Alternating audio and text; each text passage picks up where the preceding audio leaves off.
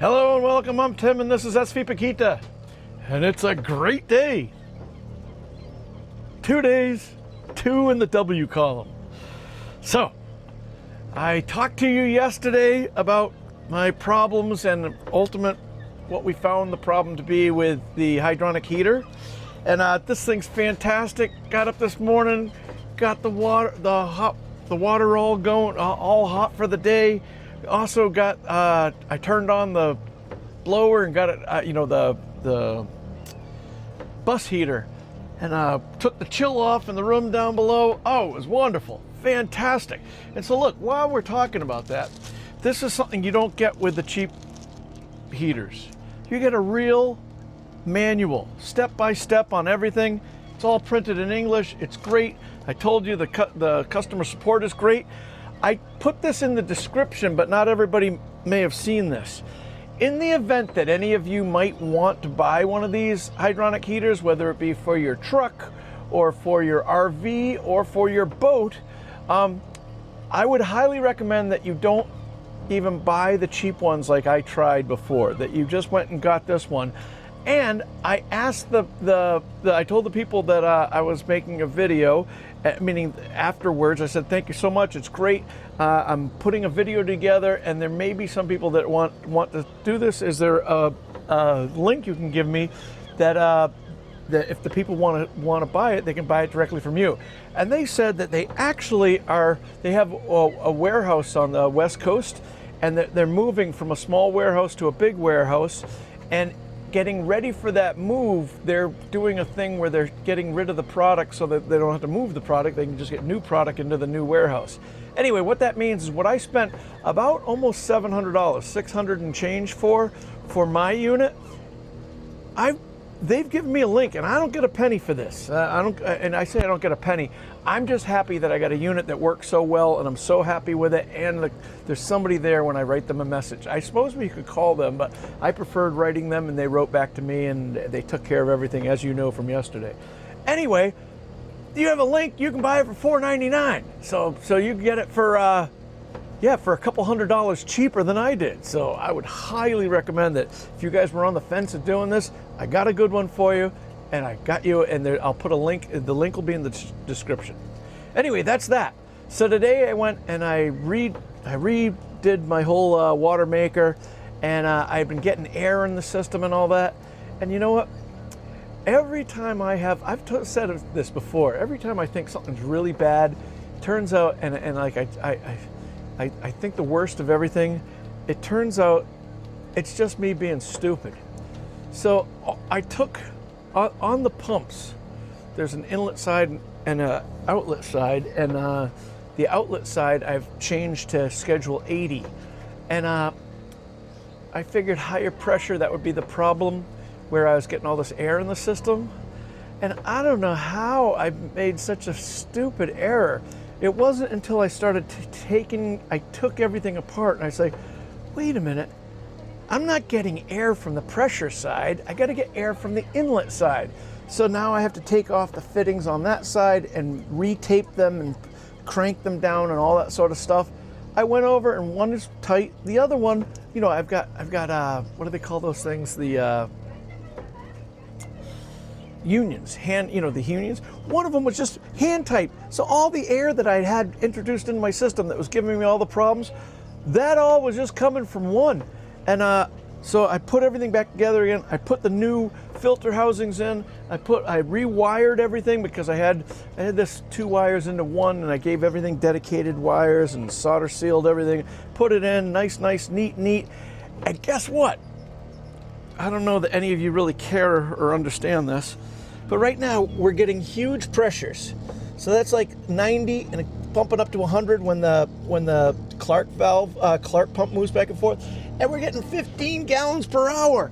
And the numbers was coming in 146 parts per million. So we're making a ton of water, and it's working really well, and there isn't one bubble coming through, where before it was going blah, blah, blah, blah, blah, and all that. They eventually get the pumps airbound, and I think that ultimately hurts them too. So life is great.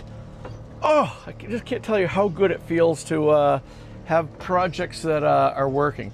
So I had run the main engine yesterday to help charge the batteries, and we were able to get close, and then I shut it off because the sun came out and we got up to 100%. Look at all this. This poor thing, I have a problem. I have to keep watering these things because I have such small pots, and there's so much growing in here. There should be one plant in this pot, and I've got like 10 different plants in there. And so I have to keep putting nutrients in and all that. Anyway, they get blown around out here, and it's easy for them to run out of water. But each one of these each one of those are going to be a tomato. It's incredible. It's like I can't kill this thing. And of course, we keep eating them. We're eating the basil every day. Look at the jalapenos. Oh my God. No, you guys couldn't care less. Anyway, I've got some other ones there. They blew down. They didn't have this cage. And so they split, and I didn't have the heart to kill them. So I figured I'd just keep watering them in their current condition. And I guess that's working. But yeah, it was nice and sunny this morning. The wind has come up a little bit out of the south, maybe the southeast a little bit. We're in a great spot here. We're very calm, and even probably better than if we were in the real harbor there. But the fog just rolled in. And fun fact, sometimes when you're not seeing, maybe it's, I don't know. I'm not really somebody that gets sunburn. But I think I've heard people say that they get sunburnt because when it's foggy, because they're thinking that there is no sun, but the ultraviolet light's getting through. Well, even today, where it's not really bright out and it's very foggy, as you can see, you can barely see Manana over there. We're still, oh look, here comes the Elizabeth Ann from Port Clyde. Even today, we're cranking out the power. I think last I looked, I've been using power all morning and cooking and cleaning and doing all this stuff, making water, doing all that, and we're still all the way up to, I think, 86, 87% already. So we should have no trouble. And what's it like? Obviously, unrestricted, pure sun is the best.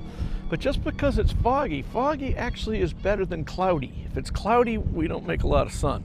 And I think it has to do with the fact that the clouds are way up high and the fog's down here. I don't know, I'm just guessing. But anyway, I'm not saying that you don't make any extra power. You would feel that this is like about as bright as it would be if it was a cloudy day.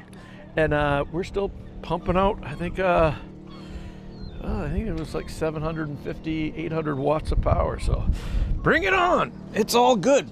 I've topped up my water jug. So if you remember, I put a obviously I put a carbon filter that runs to the sink for the cold water.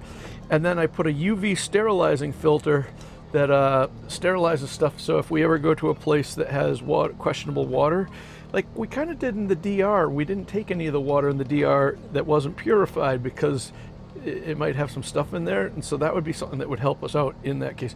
But this is one of the bottles that we got from the DR, and we've been filling it up with the sample water. I've got a line that goes into the tank, and then another one, you turn the valve, and when you start it up, you run the water through it until the numbers come down, and then you sample it. So I do that, and I fill the water up here, and we have this cool little thing. She's got it down below now, but it's a Amazon USB charger pump that goes right here. You just press the button and it pumps it out. So great for making coffee in the morning, that sort of stuff. Very cool gadget. Very happy about that. Our friend Lisa Dixon came over last night. She came out on the late boat and left on the early boat. Just came out and wanted to have a little refresher on the island. We love her. She came out for dinner.